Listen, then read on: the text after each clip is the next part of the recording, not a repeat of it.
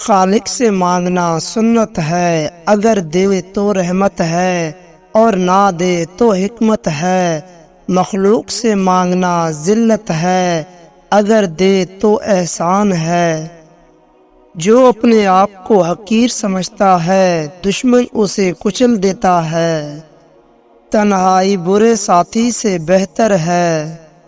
ایک مخلص دوست کے اندر اتنی محبت چھپی ہوتی ہے جیسے بیج کے اندر درخت۔ انسان وہ واحد مخلوق ہے جس کے الفاظ میں زہر ہے۔ جس کو چاہو کبھی نہ آزماؤ، کیونکہ اگر وہ بے وفا نکلا تو تمہارا دل ٹوٹ جائے گا۔ دوست وہ ہے جو ظلم اور زیادتی سے روکے اور نیکی اور بھلائی کرنے میں مددگار ہو۔ جو شخص پیٹ بھر کر سوتا ہے وہ جھوٹے اور پریشان کن خواب دیکھتا ہے۔ کتنا بدقسمت ہے وہ کنجوس جو دنیا میں غریب کی زندگی گزارتا ہے اور قیامت کے دن امیروں جیسا حساب دے گا۔ بہت سے لوگ آزمائش میں پڑ جاتے ہیں کیونکہ ان کے بارے میں اچھے خیالات کا اظہار کیا جاتا ہے۔ اچھا دوست ہاتھ اور آنکھ کی طرح ہوتا ہے۔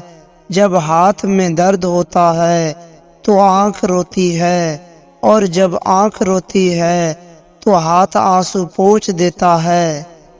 جو ایمان تمہیں بستر سے اٹھ کر مسجد یا مصلے تک نہیں لے جا سکتا، وہ قبر سے جنت تک کیسے لے جائے گا؟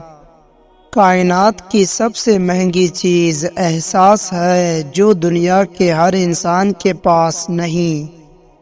عبادت کا پہلا عمل مصیبت میں صبر کرنا اور اللہ تعالیٰ کی مدد کا انتظار کرنا ہے۔ رزق کے پیچھے اپنا ایمان برباد نہ کرو، کیونکہ رزق انسان کو موت کی طرح ڈھونڈتا ہے۔ افسوس ہے ان چہروں پر جو برائی کے وقت ہی نظر آتے ہیں۔ سچے دوست خوشی کے وقت زینت ہوتے ہیں اور مصیبت کے وقت مدد کرتے ہیں۔ مرد کی غیرت کا اندازہ اس کی عورت کے لباس سے ہوتا ہے۔ ہمیں یہ بھی سوچنا چاہیے کہ ہماری عورتوں کا لباس کیسا ہے۔ معاف کرنا سب سے زیادہ اسے زیب دیتا ہے جو سزا دینے پر قادر ہو۔ اپنوں کو اپنا ہونے کا احساس دلاتے رہیں، ورنہ وقت آپ کے پیاروں کو آپ کے بغیر جینا سکھا دے گا۔ اپنی زبان کو کبھی کسی کے عیب بیان کرنے کے لیے مت استعمال کرو، کیونکہ عیب تم میں بھی ہے اور لوگوں کی زبان میں بھی ہے۔ پرندہ اپنے پیروں سے اور انسان اپنی زبان سے پھنس جاتا ہے۔ لہجے میں نرمی اختیار کرو، کیونکہ لہجے کا اثر الفاظ سے زیادہ ہوتا ہے۔ لوگ تمہاری عقل سے تمہاری شخصیت کا وزن کرتے ہیں، لہذا تم اپنے عقل کا وزن اپنے علم سے بڑھاؤ۔ صفائی پاکیزہ آبادی کی خصوصیات ہیں اور تقوی انسان کو حرام کاموں سے روکتا ہے۔ اگر کوئی شخص دوستی کے اہل نہ ملے تو کسی نااہل سے دوستی مت کرو۔ جب تم دنیا کی غیبت سے تنگ آ جاؤ اور نکلنے کا کوئی راستہ نہ ہو تو صدقہ دے کر اللہ سے تجارت کرو۔ جب کوئی دوست تم کو اپنا راز بتائے تو سمجھ لینا کہ وہ اپنی عزت تم کو امانت دے رہا ہے، اس میں کبھی خیانت نہ کرنا۔ اے بن آدم، جب تم اپنے گناہوں کے باوجود اللہ کی نعمتیں حاصل کرتے رہو تو جان لو کہ تمہارا حساب قریب ہے اور سخت ترین ہے۔ دو چیزیں زندگی بھر کام آئیں گی، غصے کی حالت میں فیصلہ نہ کرو اور خوشی کی حالت میں وعدہ نہ کرو۔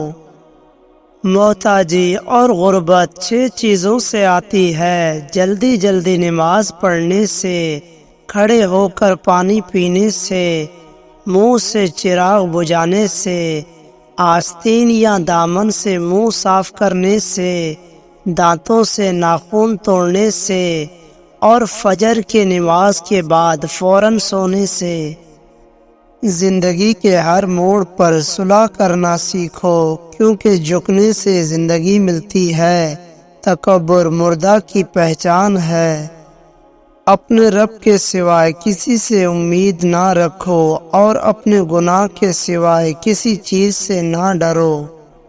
ایمان اور حیا دو ایسے پرندے ہیں کہ ان میں سے ایک جڑ جائے تو دوسرا خود ہی اڑ جاتا ہے۔ عقل جہاں میں نہایت پیاری دوست ہوتی ہے۔ کسی کے ساتھ دوستی کرنے سے پہلے اس کی آزمائش اور امتحان لے لیں۔ سخاوت یہ ہے کہ تم اپنا مال خرچ کرو اور دوسرے کی مال پر نظر نہ رکھو۔ جو اپنے دوست کو خراب کرتا ہے وہ اپنے دوست کی تعداد کو کم کرتا ہے۔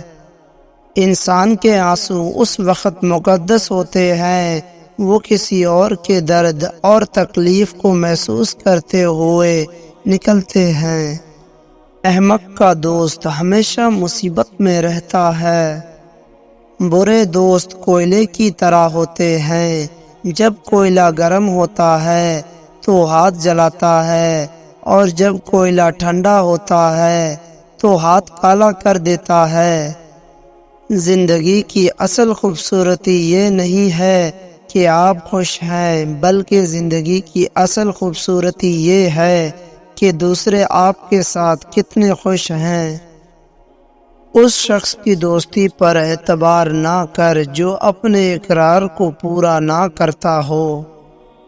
اچھے وقت سے اچھا دوست بہتر ہے، کیونکہ اچھا دوست برے وقت کو بہتر بناتا ہے۔